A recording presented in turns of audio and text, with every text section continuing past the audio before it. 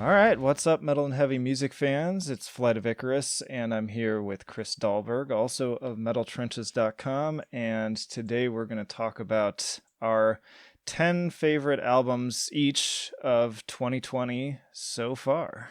It's been a crazy year. I don't even understand how we have made it this far and not just been buried. We kind of have, but I've just had to severely cut back on what I've been covering. But before we get into it too much, I do want to remind everyone that you can listen to this podcast on iTunes, CastBox, Spotify, YouTube, and BitChute. But regardless of which platform you choose, I also encourage you to subscribe to the YouTube channel because I am putting up tons of video content there as well outside of this podcast. So please do that. But yeah, that said, we can get into it. Other thoughts before we dive into our lists? Yeah, it's just I really had to scale this one back. It's funny because I was thinking about last year when we did this, and I had maybe 7 or 8 picks, and it was really easy, and it was just all right, this is good. Second half will be more crazy. This year's been like, there's already 20 or 30 things on here. What do I Yeah. do? And I really just went back today and looked at, okay, which ones are like the first ones to pop in my head when I think about this. And just because something isn't on here doesn't mean that, you know, we omitted it Yeah. because there's just so There's much. so You just much. have to at some point. And there's things that other years they would have been in this list, but because it's been so packed, we just had to chop it out. Yeah. That's part of why I moved to doing 2 video roundups every month in addition to everything else too, because I just want to put out as much as I can and consider those all to sort of be like the best of the best in my opinion. But yeah, I also want to give an honorable mention to the new Poppy album, which had sat on my list for a while, just because I think it's a great representation of kind of just where metal music has sort of been moving over the past couple of years. And it only got bumped out just because there were other weird out there albums that kind of were more consistent for me. There are plenty of songs on that Poppy album that I'm not a particular fan of, but I also think that they're good songs and have a lot of merit to them. And it's just a very interesting thing. And it was kind of cool to put up a review and see not only Poppy fans, but also just general Metal Trenches fans all sort of embrace it. I thought there was going to be a lot of hate in terms of like, who is this interloper pop star coming in and pretending that she's metal, but I got pretty much none of that. So that was kind of cool. So just sort of an honorable mention there before we dive into the actual 10. Did you get a chance to listen to the Poppies album? I heard a little bit of it. Did it grow anymore? I feel like your review was kind of back and forth on like things that worked and things that didn't. You didn't like, I don't feel like you loved it. It's it's complicated. I have very complicated feelings about that album. Like I'm so intrigued by it, I think is just the best way to put it. And I think they're my favorite songs on it really stuck with me and are super catchy and I continue to put in my playlists. And then there's other songs that are just sort of more traditional kind of pop songs that I think are good pop songs, but they're just not really where my mindset is at. And so because it's sort of half and half in that way, I can't really say it's like one of my favorite albums of the year. It just has some of my favorite moments of the year. Got it. That makes sense. I listened to a few clips of it, and it to me it kind of struck me as I don't feel like I want to listen to it on record. I was hoping to catch the tour. What Yeah. was it? She was going to be on the Deftones tour, Yeah. and Yeah. I thought that would have been a cool experience to like catch that as an opener. But now, of course, that's what we're probably going to get it next year if we're lucky. Maybe nobody knows. Yeah.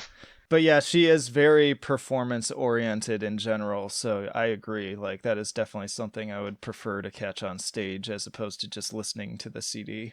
But Yeah, yeah. there's a lot of artists like that.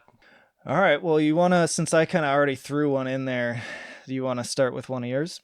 Yeah, we'll go ahead and get started with stuff that I can't pronounce because a lot of the artists that I like happen to be from parts of the world where the languages are stuff that I have no idea how to say. But this is one of the first tens, maybe the only 10 that I dropped of the year. It's Fluis Terrars. The album's called Bloem.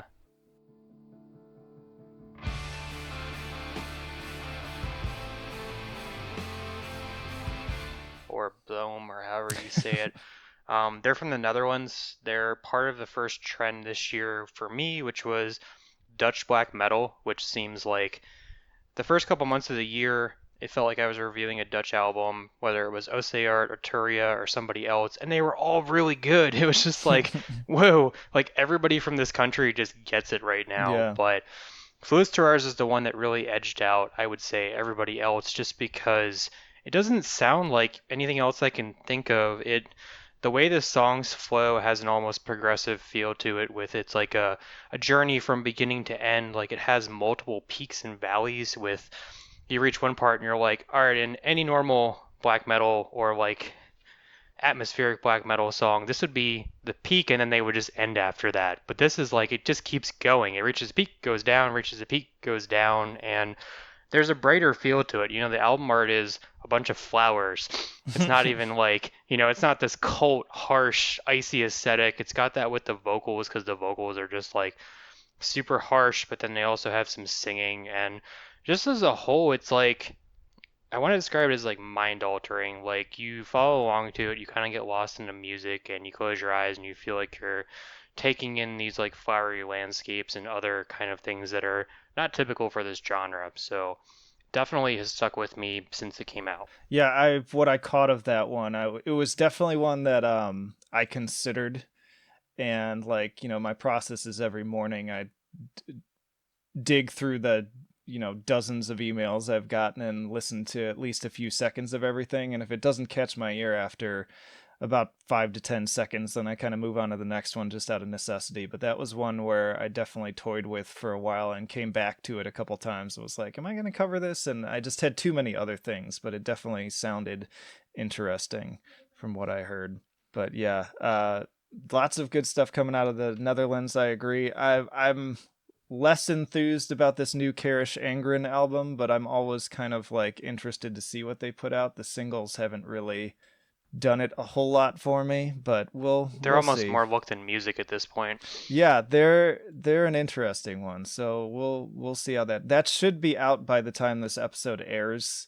As of recording, it's still early June, so And we'll neither of us has it yet, just to set the record straight right now. So we do not yet. I'll be interested. I'm always interested to hear what they do, but I feel like they're a band that just, in my opinion, has not like put out that great album yet. Like they've put out a lot of songs that I really liked, but I just haven't really listened to an album from them that I was fully sold on as like, this is their magnum opus. I know a lot of people point to the one about like the ghost ship or whatever is kind of the theme around it, but even that one for me, I was just kind of like, it's all right.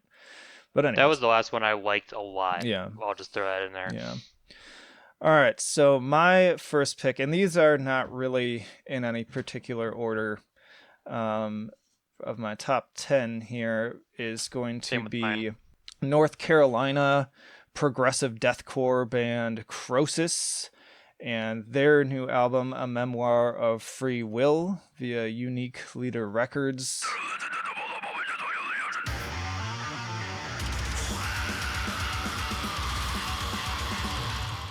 Kind of recommend these guys to fans of things like Within the Ruins, Entheos, Born of Osiris. There are moments on here too. So they have a new vocalist, and I got to talk with them on the podcast about this a bit, but definitely kind of some Archspire influences coming in on this one too. The clip I'm going to use to introduce these guys on the podcast, you'll definitely hear it on that. It's for the song Psychoticalism, which was their lead single, and it opens with this really syncopated, very Archspire sounding like like weird death growl, and I just love it. Like they caught me. That was such a great lead single because it just grabs you from the first instance, and then they've got these crazy riffs coming in, very very proggy, very technical, even kind of rivaling another album that I won't spoil that is also on this list in that same vein. But like, this is what I love about kind of the direction deathcore has gone. I'm really not into sort of straight deathcore for the most part right now. I think a lot of it is just really played and trite and boring, but these more technical and progressive groups are just killing it right now. And Croesus are like kind of near the top of the heap for me when it comes to that. This whole album is fantastic. It's one of the most just sort of fun albums on this list. Very energetic, but also just expanding their boundaries. And I really liked their last album, Solum Vadum, but I think this album is just like leaps and bounds way beyond anything that they did on that one, and it's very impressive. So my hats off to them for sure. Definitely check out the podcast episode with them as well, because they were just fun to chat with. I have not heard that one. Yeah, you got to check it out, But man. I'm always behind on Unique Leader because you and Dave, between the two of you, snatch up anything Unique Leader. Yeah. And I'm like, all right, different areas. Well, I gotta say too, all of last year I was really raving about the Artisan era killing it in this genre, and I feel like this year Unique Leader is just absolutely going balls to the wall in terms of these technical and progressive death metal and deathcore releases. They've put out a lot of them, and I think a few of them wound up on this list. We'll see. That's awesome. So since we're doing labels, and I forgot to mention it for the last one, Flisterars is on Eisenwald. And so we'll move into the next pick. Again, mine are not in any kind of order. If I attempted to order, this would never get done. I would probably just be sitting there moving numbers around for the next month. So easier just to keep it that way. And so the next one that I'm picking is actually one that you had done in one of your recent roundups. It's Endless Wound from Black Curse. It's on Sepulchral Voice Records.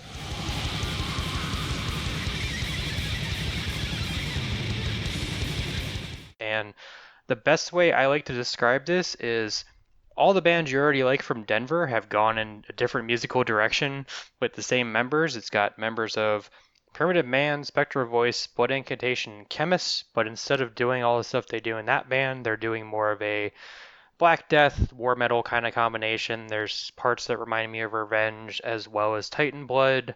There's straight up death metal, and the vocals are nuts. Like, it's got Eli from Spectral Voice, and he already had like downright psychotic sounding screams and stuff on that band, but this one is just over the top. Like, when the first main song kicks in and the screams come in, you're just like, what the hell is this? It feels like it's gonna like tear down your walls and like punch you in the face. It's a much more direct album for a lot of what the other bands these guys are in do. They just go kind of balls to the walls and just try to blast you into oblivion. But there's good riffs behind it too. It's not just what you would call war metal where it's just nonstop blasting and it just all sounds the same after two songs. There's a lot to it, and I really like it. Yeah.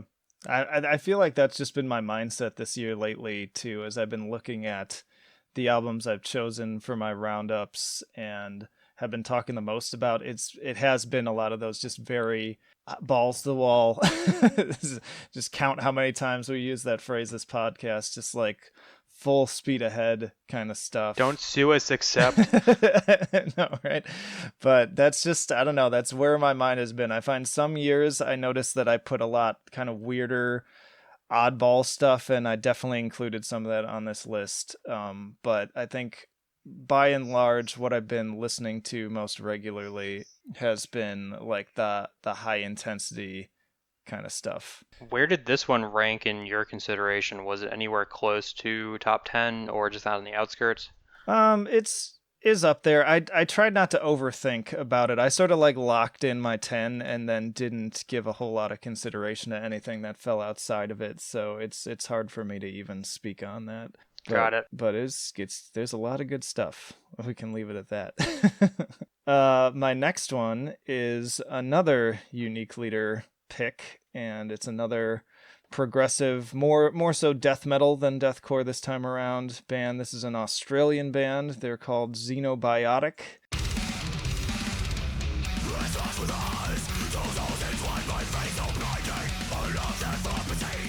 And another one that initially caught my ear.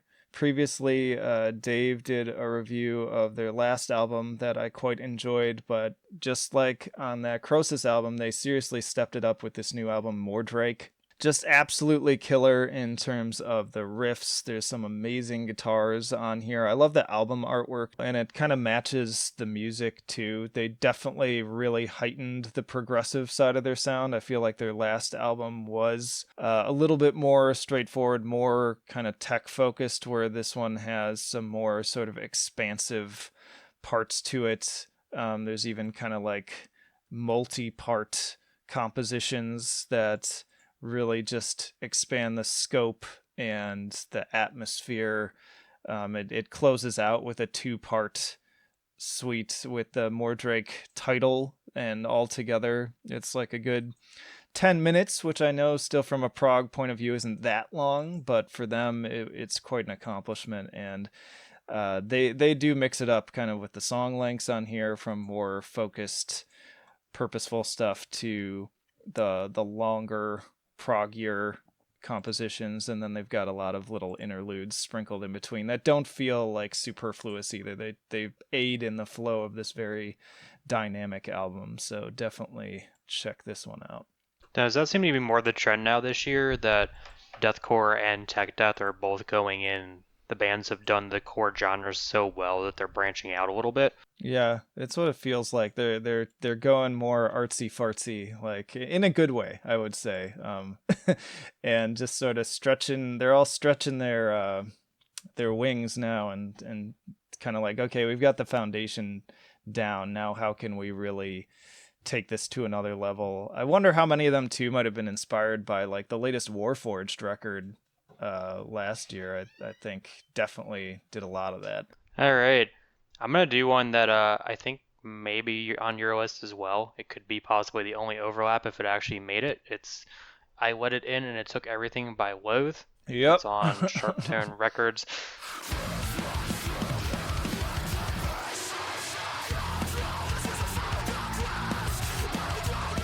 And I kind of figured this is the one where you and I would overlap, because we really don't that much anymore, and that's kind of what I like. But this is one where I actually got it a little bit before you did, because I think you had thought about it, and then I was like, you gotta listen to this, like you're gonna be really into this. And it's, it's kind of metalcore in a way that no other metalcore is.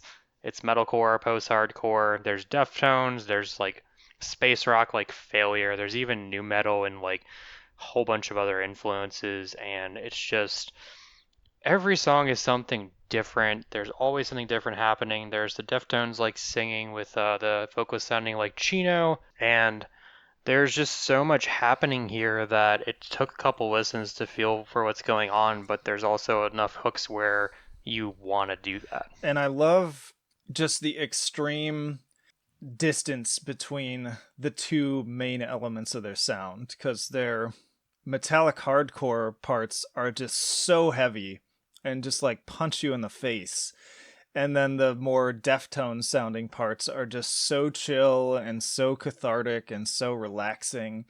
And so the constant wavering between those poles is so much fun to listen to, and it makes for a really engaging listen. And I think also it helps each part just stand out even more, because you've got that constant ebb and flow, as opposed to either going at 11 all the time, which just becomes grating and you kind of zone out, or if you're just like too chill the whole time, then that also kind of turns me off. So it's another super, there's definitely a trend on here. I think a lot of the albums we're picking are pretty dynamic, and this is like the definition of that.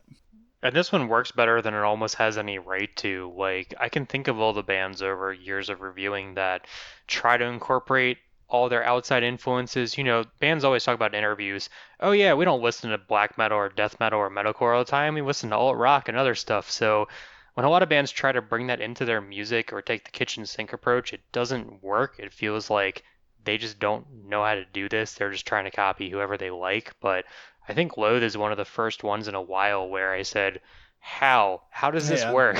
But it does. Yeah, it totally does. And it's just done so well. The whole album's incredible. And this was another one that I was really glad that I got to sit down with the vocalist and chat with him on the podcast. He was a really cool dude. and it was fun talking to them too about what it was like to actually get a shout out from Chino from the Deftones on one of their songs when it dropped. He like tweeted out like basically, "Hey, we approve this. Like we're down with this." And how cool has that got to be? So yeah. Yeah, and that interview gave me a different side of the album when he was talking about all the trap and like hip Yeah. hop influences. I'm like, huh, I didn't hear this before, but now you can hear it in like some of the beats and things like that. Yeah.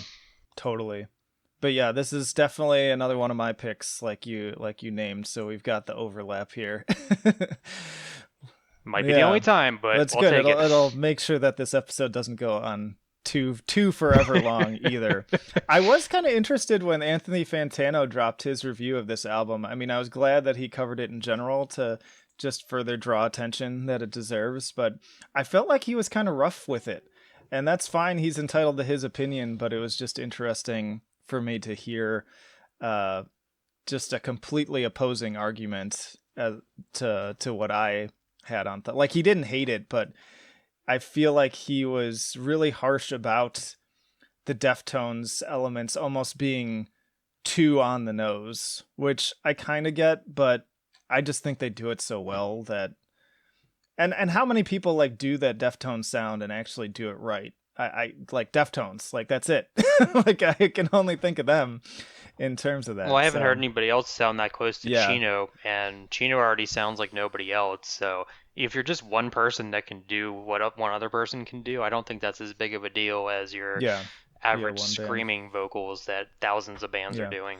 And just to be clear too, and this was clarified to me in the podcast, they have two vocalists. So the lead vocalist does most of the screaming, some of the singing, but he was saying that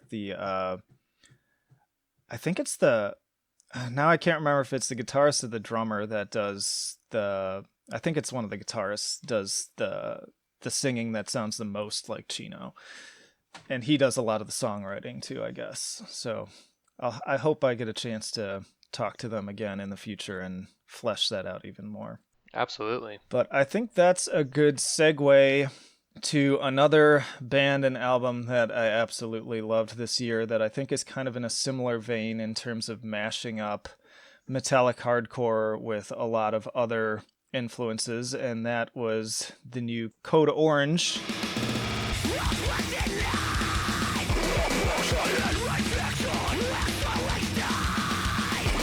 I absolutely love these guys. I loved Forever. I think that continues to just be one of my favorite albums and one of my most listened to albums ever since it came out.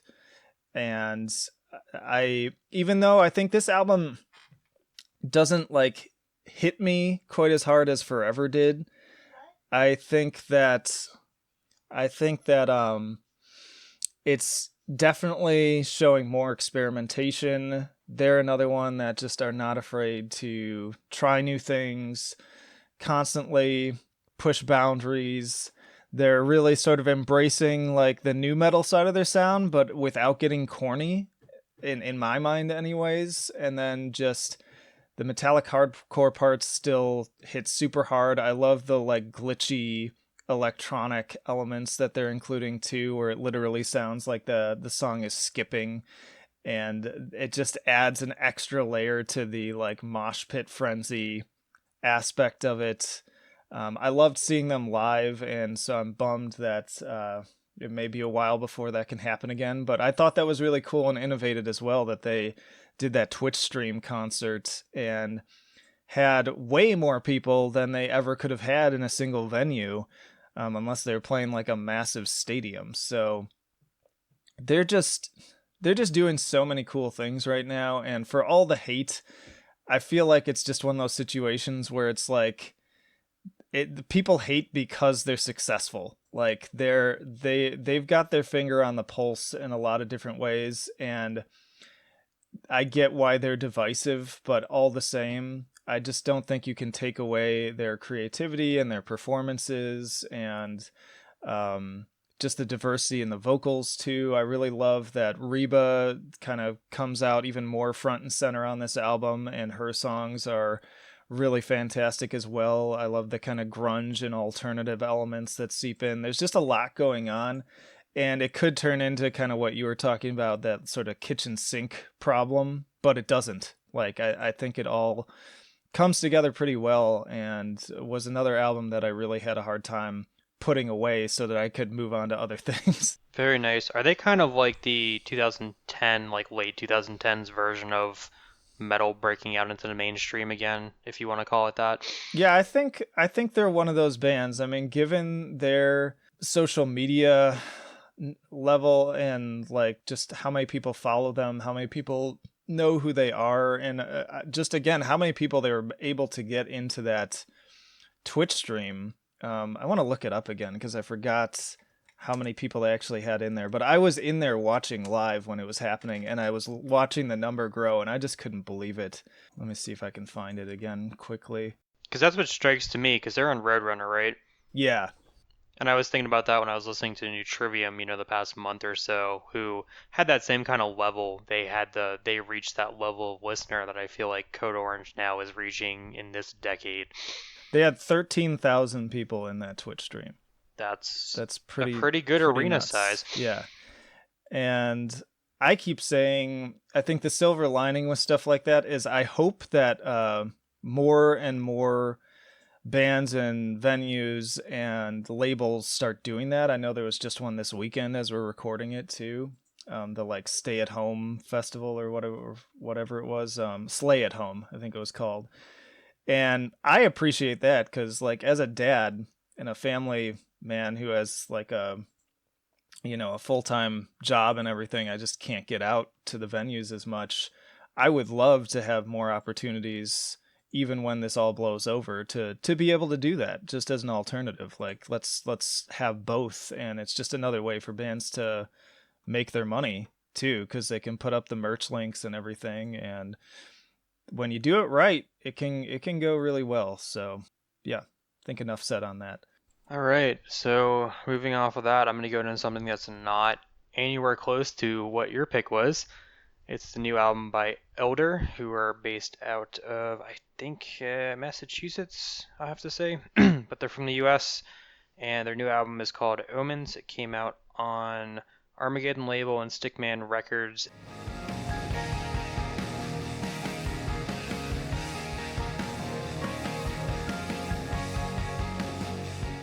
So Elder's interesting. Elder started off as kind of your standard Doom, kind of Caius, desert rock kind of deal.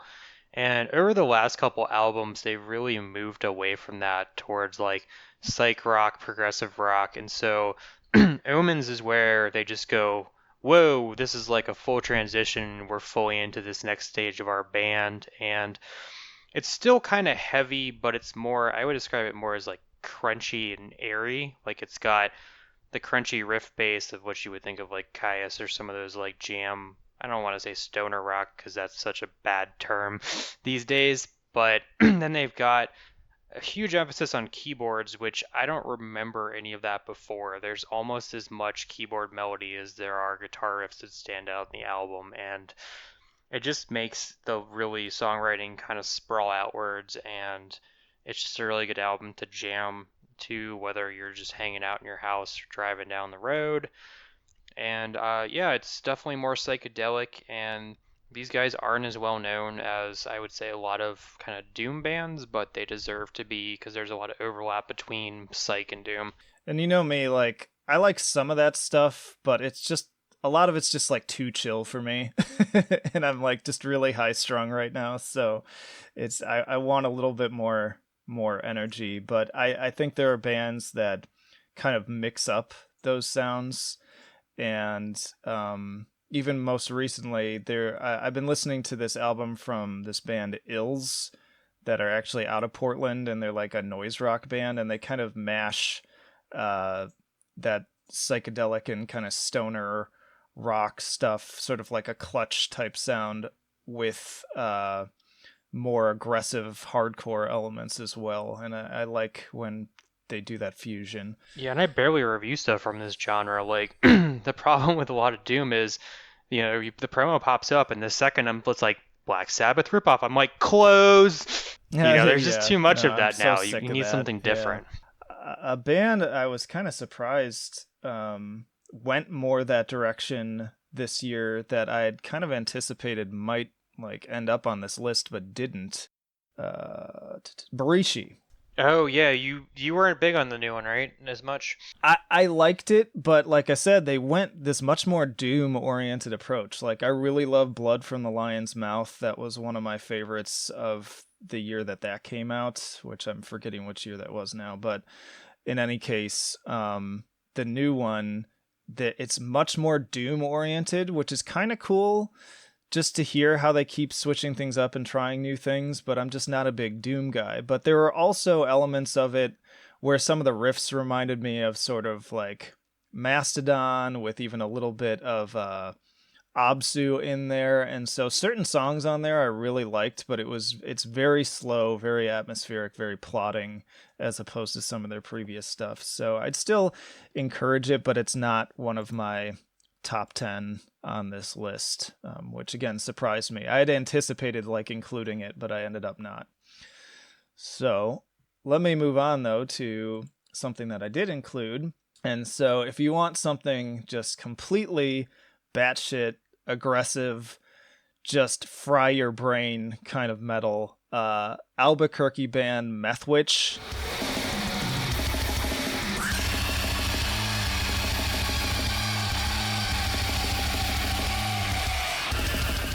They kind of do sort of a grindcore, math grind, noise, just really intense sound. They dropped this album called Indwell, and it's sort of like, the best I can describe it is if you took like Full of Hell and combined it with Frontierer, you basically sort of kind of get Methwitch. They do kind of the blackened, sample heavy stuff that Full of Hell does, where it's just very sort of very unpredictable, very confrontational, but then there's also riffs that remind me of sort of Frontier's screechy, sometimes sort of genty sound, and it's just all over the place. This album is just like terrifying to listen to. Like there's elements of like Ion Dissonance, Psyopus, the Red Chord, but then also just pure like almost David Lynch madness. Some like industrialized elements too. There's a riff too that's like Slipknot kind of on Bed Full of Snakes, but they're definitely not in any way, shape, or form like a new metal band. But that one riff in particular, I was like, oh, this sounds like something off of Iowa. So continuing the trend of just albums that are all over the place, mashing up a whole bunch of things. This is probably the craziest, most chaotic one on my list. And it also highlights, I'm glad to say, I think this is the most like non-label bands and albums I've had on my best of anyone that I've done so far, I think. I could be wrong, but I don't know if you got a chance to hear any of this album. I think I heard a couple clips and I was just like, my brain can't handle this right now. Yeah. You have to be in the right mindset sometimes for some of that stuff, but I can definitely hear all the comparisons you're doing, and it's nice to kind of step out from grind just being speed. Yeah, no, it's just super experimental, and I agree with you. Like when I first listened to it, I was kind of like, this is kind of like too much for me, but it like got under my skin. It like seeped under enough that I was like, try it again, keep coming back. It kept me coming back, and every time like I was picking up something new, and it's sort of one of those albums that you have to peel away all these layers. And major props to them too for just stepping things up, because they're a band I've had recommended to me by the Mathcast podcast from Mathcore Index a few times and heard some of their previous material, and I was always intrigued by them but never like fully sold. And on this one though, I feel like they've really kind of further realized their sound and their niche and done it like the best that they have so far, and managed to make it a little bit more accessible, but it's still far from like something most people are going to enjoy. Like it's pretty rough. This is definitely metal and punk for those that have already been in it for a long time. Yes, yeah. All right, so moving along, This release is gonna be the first of two where I actually chose EPs for this list. I don't think that's ever happened before where EPs bumped out albums because I tend to find short form releases to be good diversions, but they don't always stick with me to the point where they make the best of. But this is bucking the trend this year. The first one is Psychedelic Horror by Sign of Evil. It's on Calgary Records and Edge Circle Productions.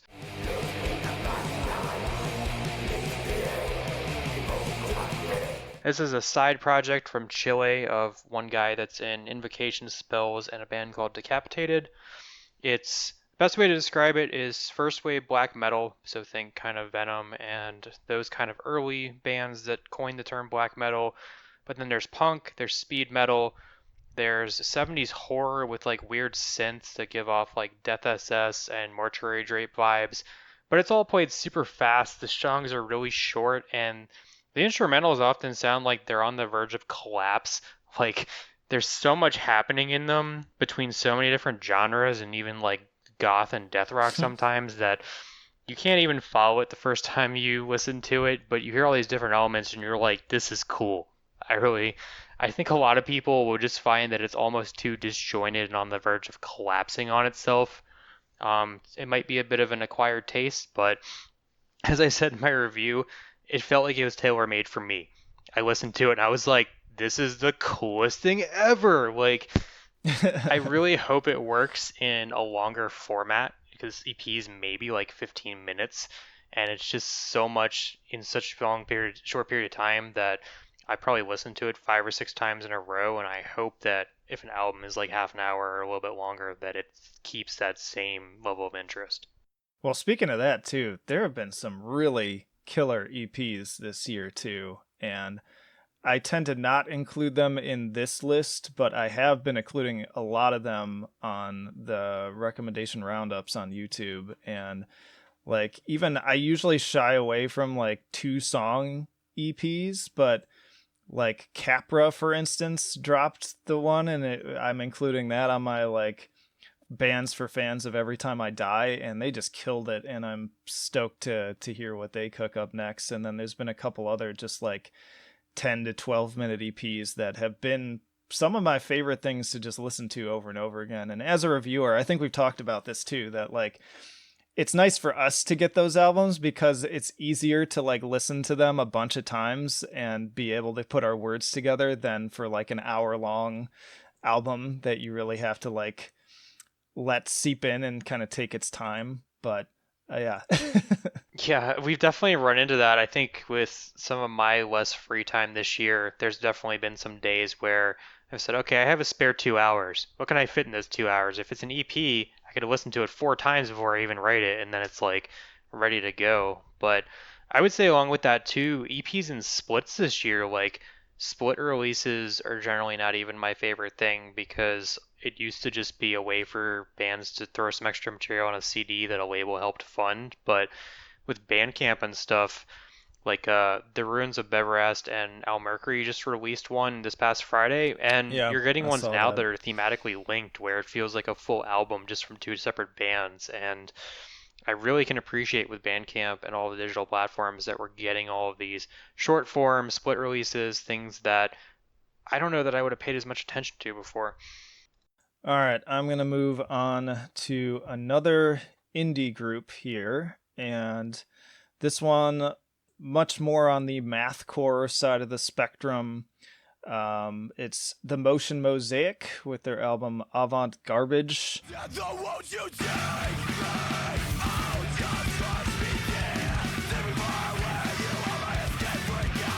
If you're fans of things like The Number 12 Looks Like You, and just mashed up with all sorts of kind of math rock, and there were a couple bands too that sort of I was getting some um, the Mars Volta vibes and things like that. They're progressive, they're mathcore, they're hardcore. I'm also noticing, I'm remembering now too, that they're from uh, Minneapolis, so I hope they're at the time of this recording staying safe out there and things are going okay for them given just all of what's going on. But This album is fantastic. I ended up ordering it. I've got a physical copy of it.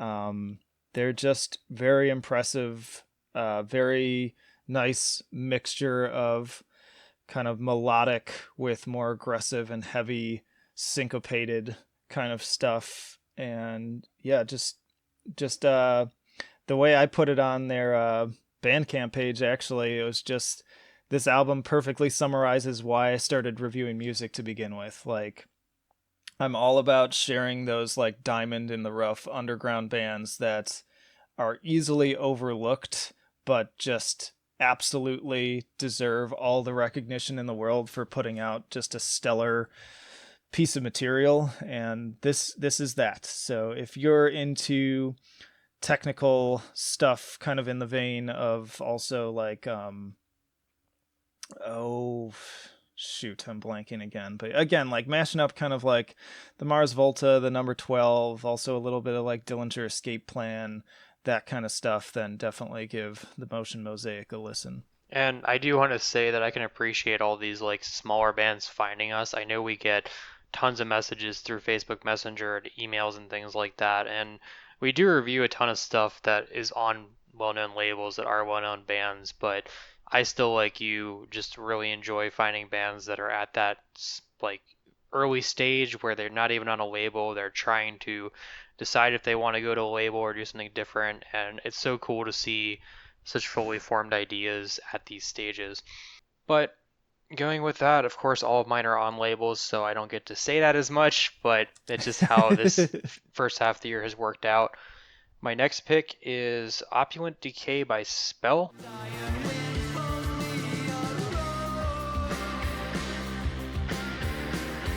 They're from Canada, and the record came out on Bad Omen Records. So, as much as I love heavy metal, whether it's new wave of British heavy metal or anything like that, and I do try to review them when I can, I feel like I'm much more hard on this genre just because there's 1,000 bands that sound like Iron Maiden or Judas Priest. You know, there's everyone's doing the retro thing, but they're not trying to put their own spin on it. And so, what drew me to Spell is that Spell's kind of just as much hard rock and some of the psychedelic influence as they are traditional heavy metal.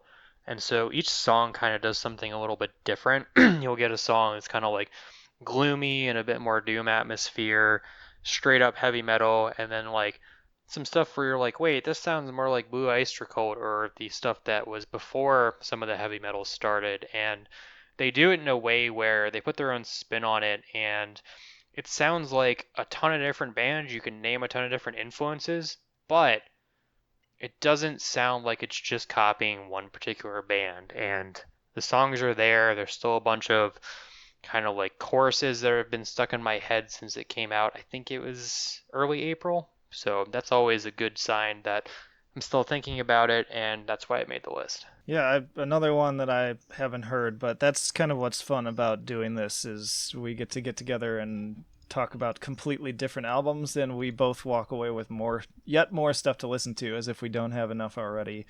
But yeah.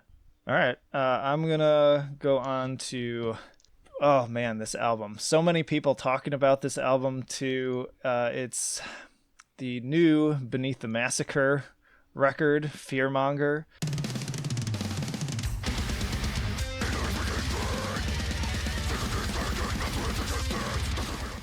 Via Century Media Records. I gotta say too, like, I almost don't want to admit it, but Century Media has been cranking out some pretty darn good releases this year too, and I say that just because unfortunately I like don't get as much of their stuff anymore for whatever reason.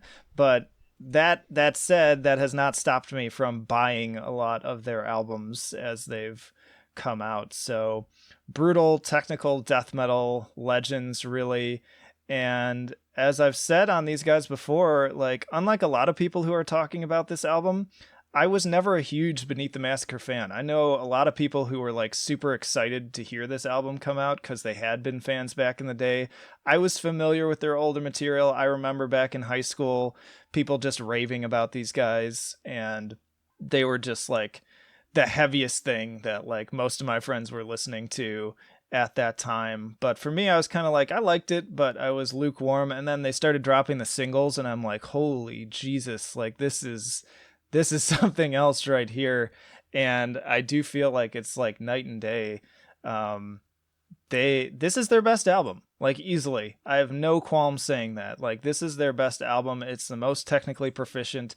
It's the best written, and I think most impressively, it's their best from a compositional standpoint too, because they've hit that perfect balance between not compromising their level of brutality and intensity while still managing to make the songs a lot more fun and accessible. So like this just is a much more listenable album, I think, than some of their previous material, but all the same, it's their most technical and heaviest. And that's a really hard thing to do, but I think they perfectly pulled it off. This one was close for me. I mean, this is so outside of my usual listening kind of spectrum these days that it was definitely, I know you and I talked about those singles a lot when they first came out, and being the guy that's been writing forever, I actually wrote up their first album back in 2007, and what I remember about it was, hey, they can play their instruments really well, but oh my God, I am bored. Because there just wasn't any hook to it. It was just Yeah, like, how brutal can we be? But then there's nothing you can latch onto. You're just like, well, I don't know how to play guitar, so I don't really know what's happening right now.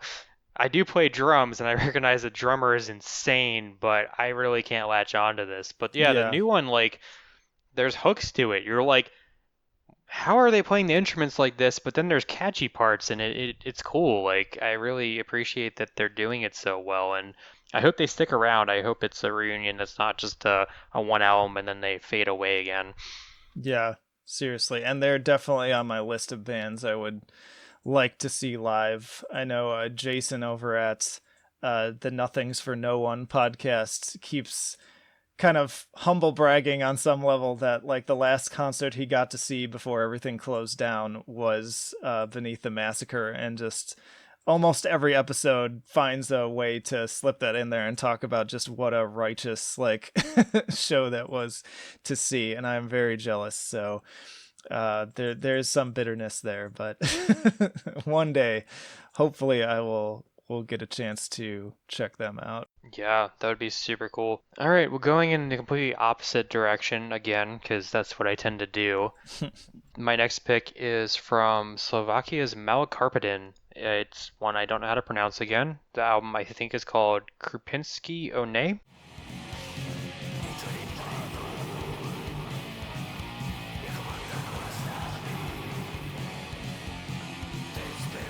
It came out on Invictus Productions, and this is a band I've been obsessed with since their last album. Like their last album was just really cool, like black heavy metal, and it had a lot of really good riffs. When I saw them live, everyone was just going nuts because they came over to the US, and I wasn't sure what to expect from this one. In the 3 years that passed, their vocalist left, and one of their guitarists stepped up to do vocals, and surprisingly enough, he sounds almost exactly the same. He has, like a raspy scream that like reverberates over the material, and since everything's in their native language, it just has this kind of mysterious feel to it. But if you haven't heard this band before, this album kind of stretches things out. They did shorter, less songs, but longer length, so the songs are like 10 to 13 minutes in length, and they have this almost like mini movie storybook kind of feel to them where it feels like they're telling you a story, and there's like kind of this mystique to it because you don't understand the language, but there's a lot happening, and it's cool. Yeah, I really do appreciate more and more bands that are just putting out music in their native language, and I agree. I think it adds just an extra layer to everything, and generally it just makes the lyrics better, even if you don't know what they're saying. Like there's just a sense that they are portraying the concepts, and emotionally it sounds more genuine, as opposed to if they were like just translating it just because they know that an English language audience will be more open to it. But I feel like even that's kind of changing. I think more and more people have become open to listening to bands that aren't necessarily singing in English, especially with metal, because I mean, let's face it, half the time we don't understand what they're saying anyway. So Yeah, it's not as even if they important. are in English, yeah. Well, in a similar vein, speaking of bands singing in their native language, although sometimes these guys also utilize English. I've got German band The Hirsh Effect with their new album Collapse.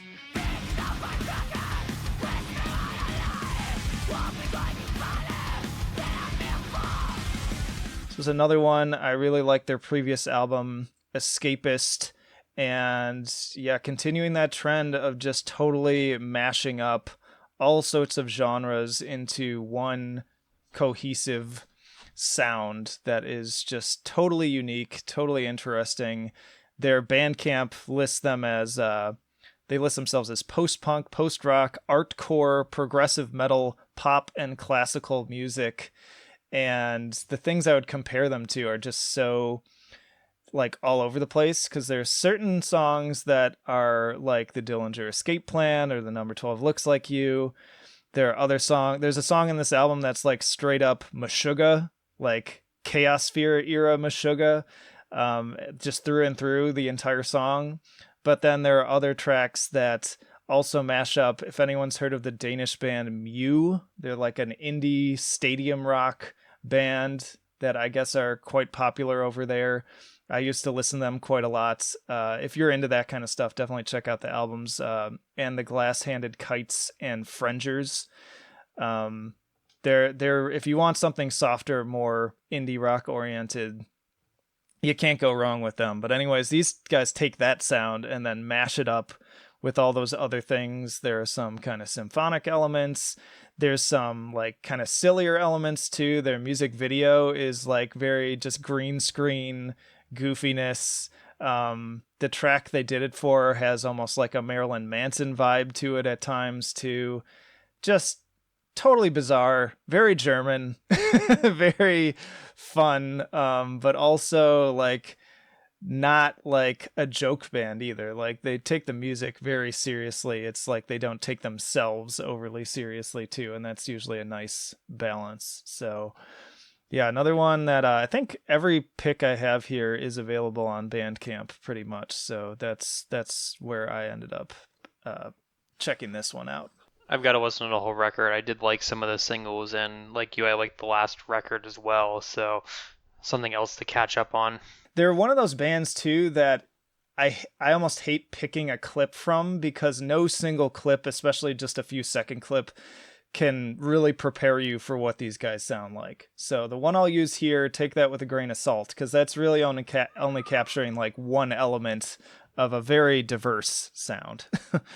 All right, we're getting down to the last couple ones. I've got 3 more at this point, so we'll keep it going with the second EP on my list. It's also Sprach Futura from Witchgate.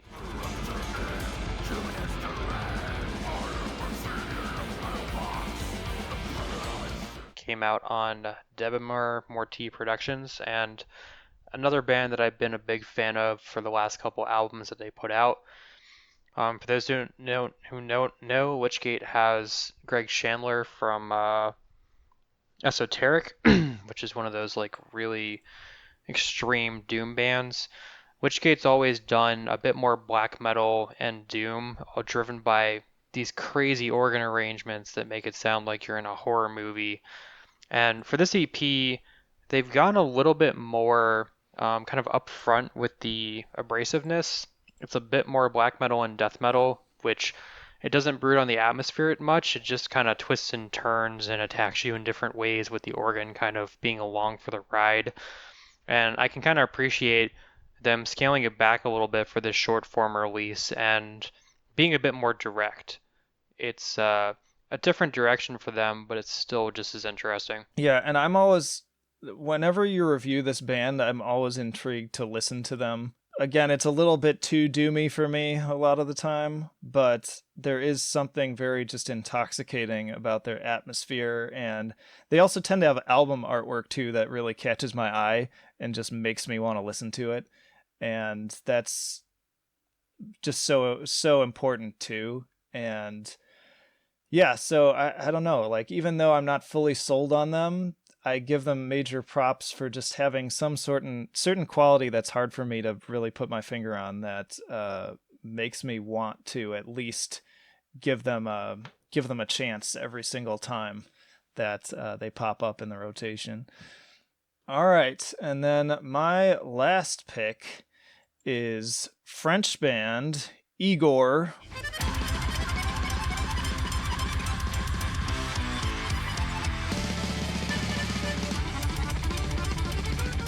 or I don't know if I should call him a band or a project. I guess it's more of a band. But I mean, he has kind of like a rotation of musicians that he utilizes. So it's almost like he's the main consistent member. But in any case, the new album, Spirituality and Distortion, it is the only 10 out of 10 I've given this year. It's one of only a few 10 out of 10s I've given in the entire time that the site has been around. It's the only 10 out of 10 I've done since I started the YouTube channel. So lots to say there.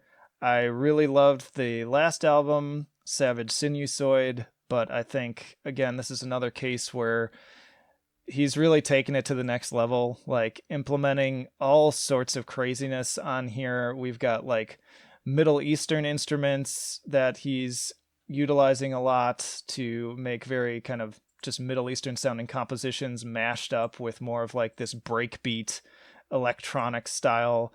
Then he goes like full on just straight up break. It was interesting to me that he picked Very Noise as the lead single, because that's like straight up just like breakbeat. Dang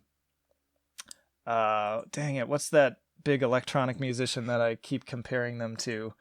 Aphex Twin, like very Aphex Twin sounding song. Even the music video reminds me of like Aphex Twin weirdness. But if you listen to that single and you expect the rest of the album to sound like that, you will be totally wrong, because like there's classical, more Baroque compositions mashed up with just screaming and death metal vocals. He got Corpse Grinder to be on Parpang for like almost more of a straight up death metal track, but then it like transitions to like this glitchy Nintendo sound.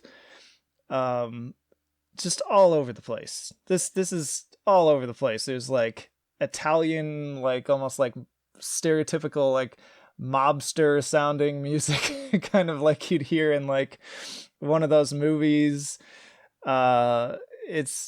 It's all over the place, and it's just totally wild. It's one of the most unique and interesting albums I've ever listened to, and despite being so wild and crazy and all over the place, I just keep listening to it over and over again. Can't stop. There's very few projects I can really compare Igor to. I think the closest we can come is probably Psy, but even they kind of take a different approach to it, where they're implementing also elements of like J-pop and more like regional influences from their side of the world. But that aside, I think their approach has some similarities, and it's the closest you'll come to saying like, oh, if you like this band, then you'll like Igor. Like there's not a whole lot else there you can do that with. I tried. It hasn't clicked yet.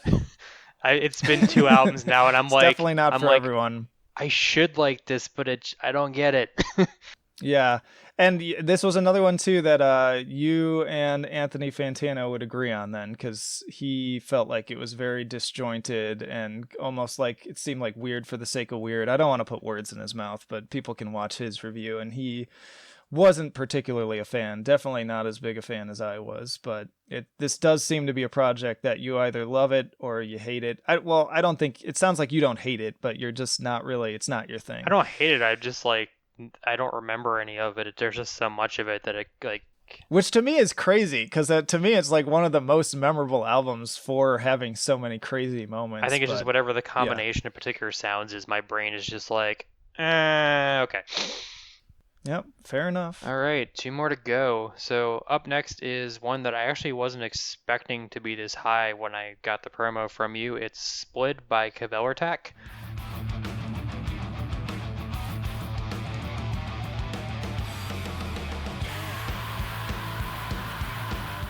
It's their first for Rise Records after being on Roadrunner for a while, and Cavalry is a band I had fallen off of a little bit. I loved their first record. Their first record was just like black and roll, super catchy. The vocals were harsh, but the instrumentals were just like rock and roll anthems. You wanted to fist pump and drink beers and get into fights and do all the fun stuff that you like to do with heavy metal and rock. And then I kind of fell off from them.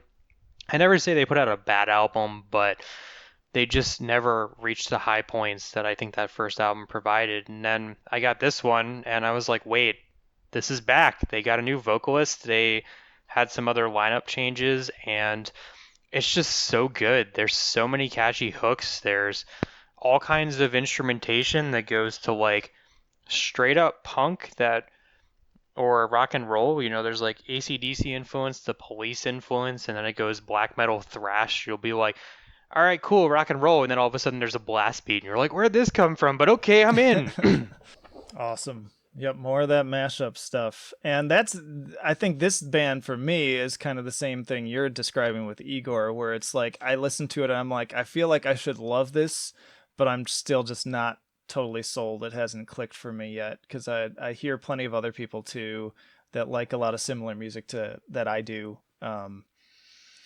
Enjoy these guys, and it just, I don't know, it's not quite there for me yet, but I highly respect them, and I think that they have a really interesting, unique sound that stands out. And for me, that's like kind of point number one for like, is there even a place for your music existing right now? Like, is there really like a need for it? And if you can differentiate yourself to the point where people could hear your music and instantly pick you out of a lineup and just know within a couple seconds who it is, like there's definitely something to be said about that. Yeah, it's a huge deal. All right, and your last one? All right, my last one is a black metal pick, which surprisingly for this list was not as black metal dominated as you would have expected, and probably even was in the past year or two. There's just been so many different things, but this is called Loka Brenna. It's by Nawa Harjan from Germany, and it came out on Amor Fati Productions.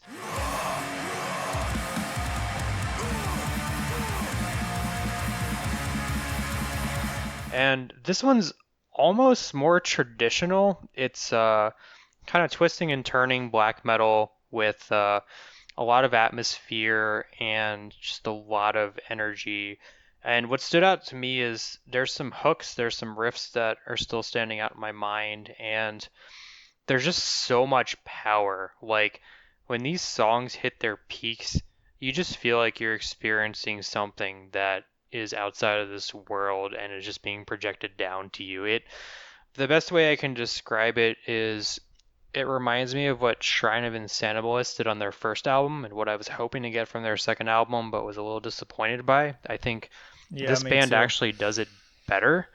And from what I hear, this album was 10 years in the making. So clearly they spent a lot of time honing their craft and ensuring that all the melodies get stuck in your head and everything flows perfectly. But I really hope it doesn't take another 10 years to get to the next one because that's just too long at that point.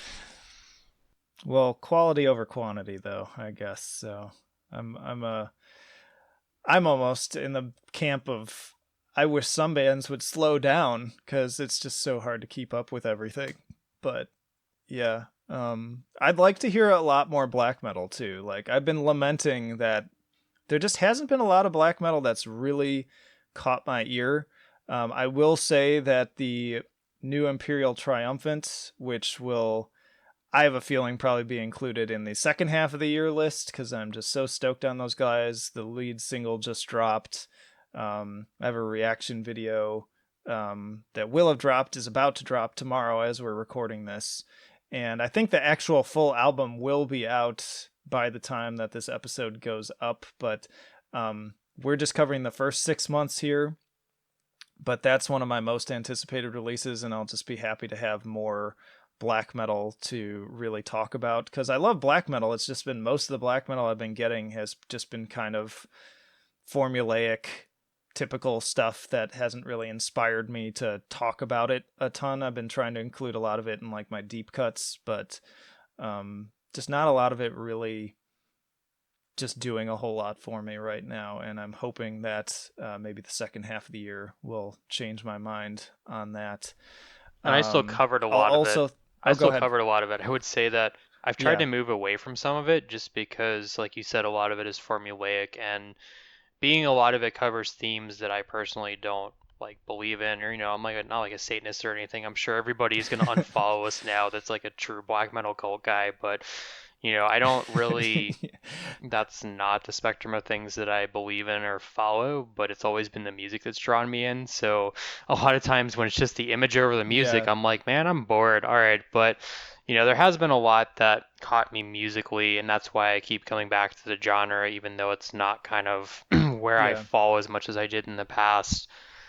And It's also, I find it's hard to get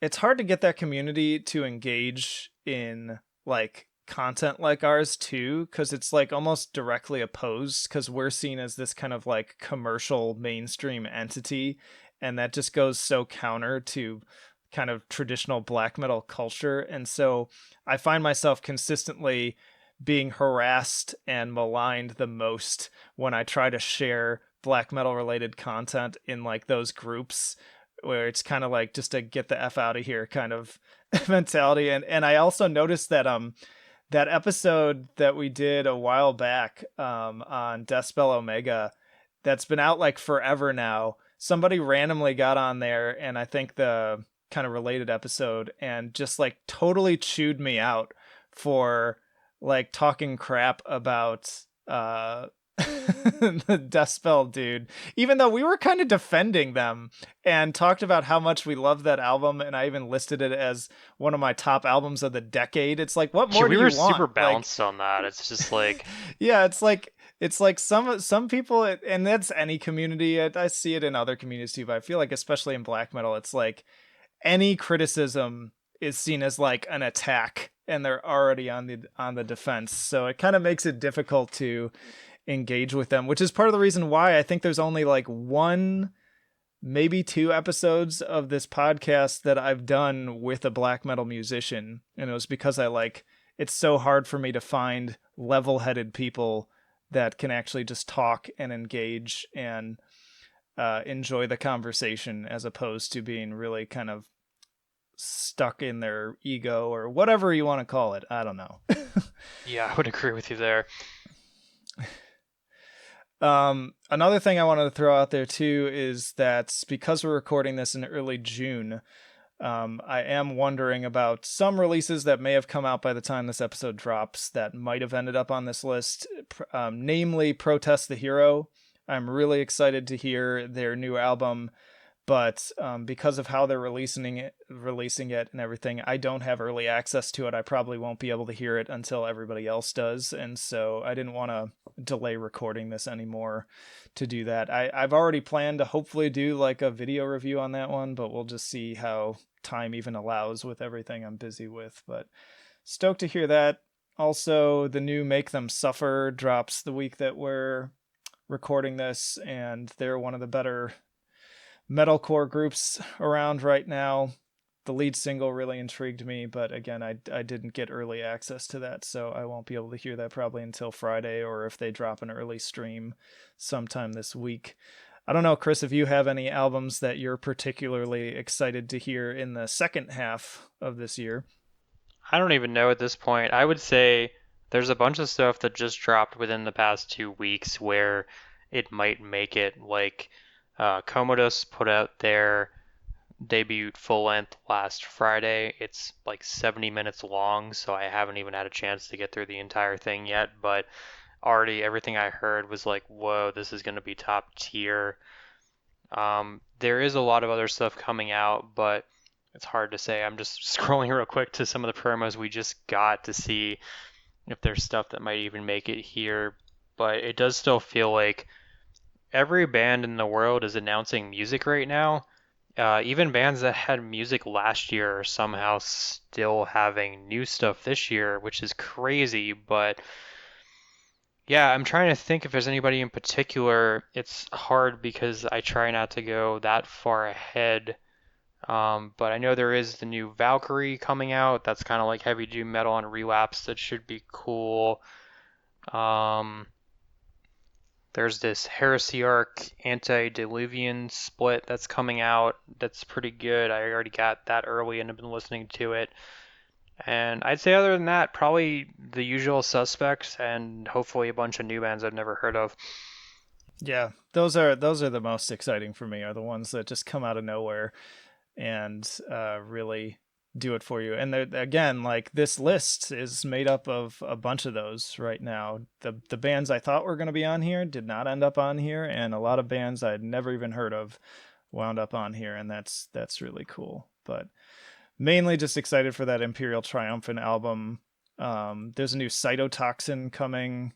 I enjoy them. A new Omega Diatribe, which were a band that initially were one of those like, where did these guys come from bands, but now I've been following them pretty closely. Things I'm interested to hear, but not really excited about.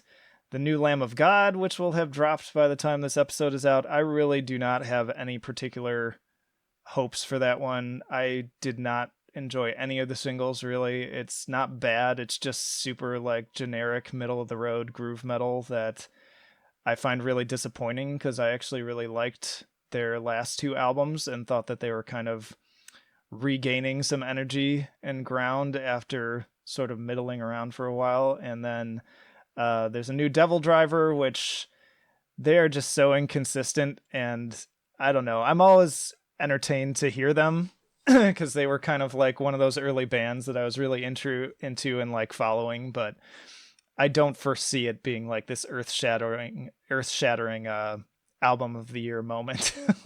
Yeah, it's we're gonna be just as busy. I don't think it's gonna slow down at all. Yeah. No, yeah. And I'm trying to balance that with other stuff that I'm doing right now, but speaking of which, for those of you listening out there, let us know what you think in terms of our picks. Where do you feel like we got it wrong? Where do we get it right?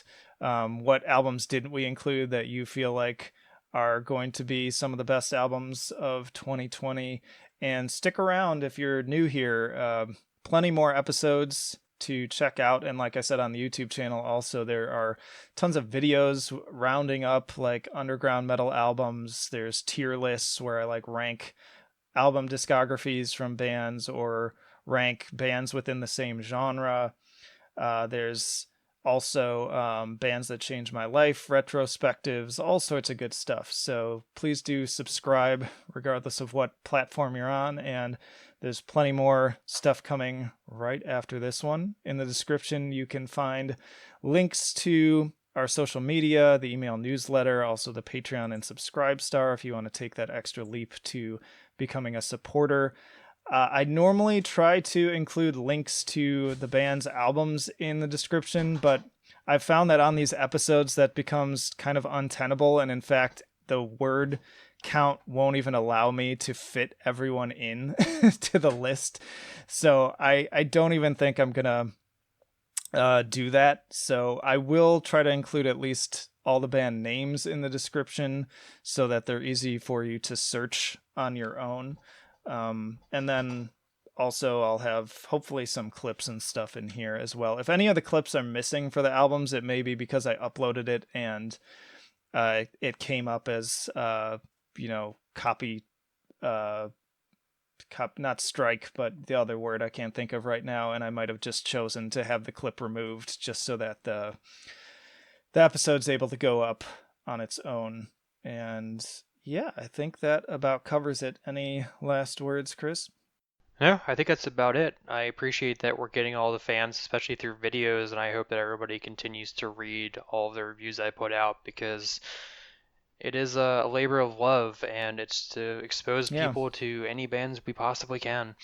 Yeah, absolutely. Please do. That's why I think the newsletter is helpful, since you won't always be told by Facebook or whatever that content's coming up. I really have switched up my strategy on all the social media accounts based on kind of things I've been learning about what improves your reach and makes sure people see things. So you will see a shift in that I'm not posting direct links as much, and that is because that actually maximizes the amount of people that even see that, hey, we have a new review up. So I'm trying more like pictures, videos native to that platform so that you get it. But it does require that extra effort on your part then to see that and go, oh, okay, I want to find the episode now, and go to YouTube or go to Metal Trenches and find it. Because the problem is that if I post the direct link, it immediately suppresses the post, and that means like only a small fraction. And I'm seeing the difference. Like, I've been doing this new strategy for about a month now, and engagement and reach are up like 200% based on what they were before. And as I'm looking back at like the direct link posts where it's like, here's a review and the link to it, reach is like 70 people, whereas putting up the video or the picture, reach will be anywhere from like 500 to like 2,000, 3,000 people. So the goal is to get it on as many eyes and ears as possible. So if that means putting a little bit more of the onus on you to just have to actually go to the website and find the review on your own, I think it's worth it. So, yeah. All right, I think that pretty much wraps it up, though. So thank you, as always, for listening. Again, stick around. Plenty more episodes coming, but that'll do it. Flight of Icarus and Chris Dahlberg signing off. We will see you in the trenches.